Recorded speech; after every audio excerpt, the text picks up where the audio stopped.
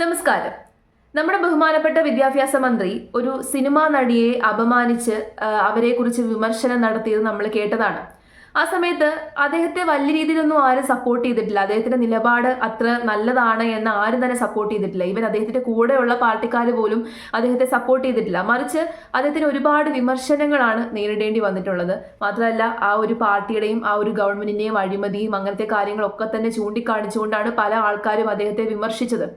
ആ സമയത്ത് എനിക്ക് ഏറ്റവും കൂടുതൽ ഇഷ്ടപ്പെട്ടിട്ടുള്ള ഒരു വിമർശനമുണ്ട്. അത് ഇതാണ്.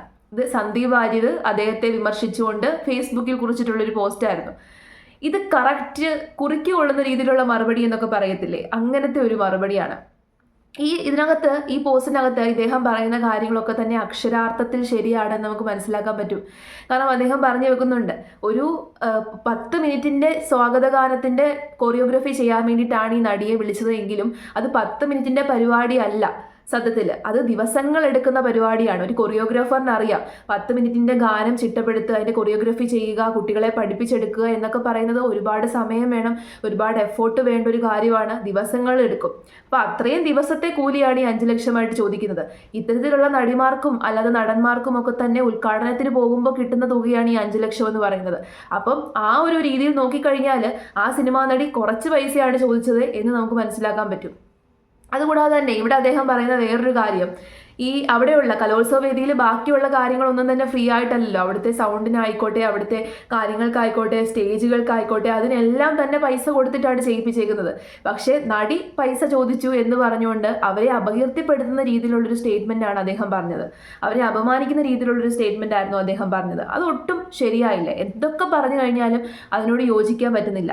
ഇപ്പോഴും 5 ലക്ഷം ഒരു വലിയ തുകയാണ് എന്ന് ചിന്തിക്കുന്നവരോട് ഞാൻ പറയുന്നത്, 10 മിനിറ്റിന്റെ പരിപാടിക്ക് വേണ്ടിയിട്ടോ ഒരു ദിവസത്തെ പരിപാടിക്ക് വേണ്ടിയിട്ടോ അല്ല ആ നടിയെ ക്ഷണിച്ചത്.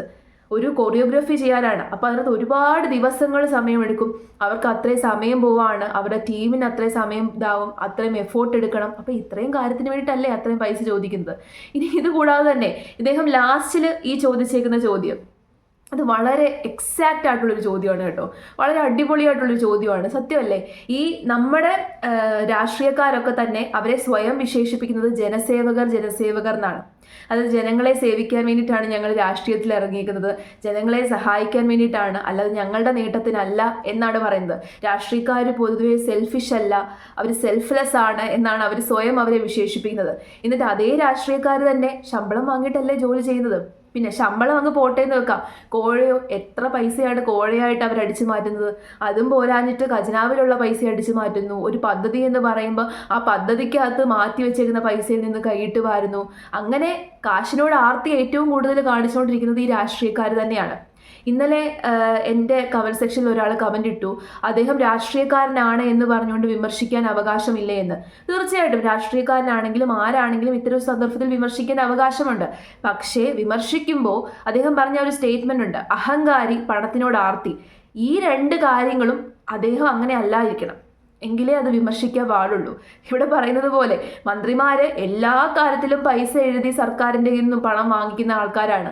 അപ്പോൾ അങ്ങനെയുള്ള ആൾക്കാർക്ക് ഒരു കാരണവശാലും 5 ലക്ഷം രൂപ സാലറി ചോദിച്ചു എന്ന് പറഞ്ഞുകൊണ്ട് ഒരാളെ വിമർശിക്കാൻ അവകാശമില്ല. ആ സ്റ്റേറ്റ്മെന്റ് ഒരുപാട് ആരോപണം വിമർശനവും ഉയർന്നു വന്ന സമയത്ത് ആ സ്റ്റേറ്റ്മെന്റ് പിൻവലിക്കുന്നു എന്ന് പറഞ്ഞുകൊണ്ട് കാര്യമില്ല. ആ ഒരു സ്റ്റേറ്റ്മെന്റ് ഉപയോഗിച്ചുകൊണ്ട് ആ നടിയെ അപമാനിക്കുകയാണ് ചെയ്തത്. ആ നടിക്ക് അത്രയും അപമാനമാണ് ഉണ്ടായത്. അപ്പോൾ സ്റ്റേറ്റ്മെന്റ് ഞാൻ വെറുതെ പിൻവലിക്കുന്നു എന്ന് പറഞ്ഞിട്ടൊന്നും ഒരു കാര്യവുമില്ല. അദ്ദേഹം അവിടെ എടുത്ത ആ ഒരു നിലപാട് ഒട്ടും ഉചിതമായില്ല. പബ്ലിക്കിന്റെ മുമ്പിൽ വന്ന് ഈ രീതിയിലുള്ളൊരു സംസാരം, അതൊട്ടും ഒരു മന്ത്രിക്ക് അല്ലെങ്കിൽ ഒരു രാഷ്ട്രീയക്കാരന് ചേരുന്ന രീതിയിലുള്ളൊരു സംസാരമല്ല അദ്ദേഹം സംസാരിച്ചത്. അതിപ്പോൾ ആരൊക്കെ എത്രയൊക്കെ ന്യായീകരിച്ചാലും ഇവിടെ ഈ സന്ദീപ് വാര്യർ പറയുന്ന കാര്യം വളരെ കറക്റ്റാണ്. ഈ രീതിയിൽ വേണം മറ്റുള്ളവരെ വിമർശിക്കാൻ വേണ്ടിയിട്ട്. ഈ കുറിക്ക് കൊള്ളുന്ന മറുപടി എന്നൊക്കെ പറയുന്നത് ഇതാണ്.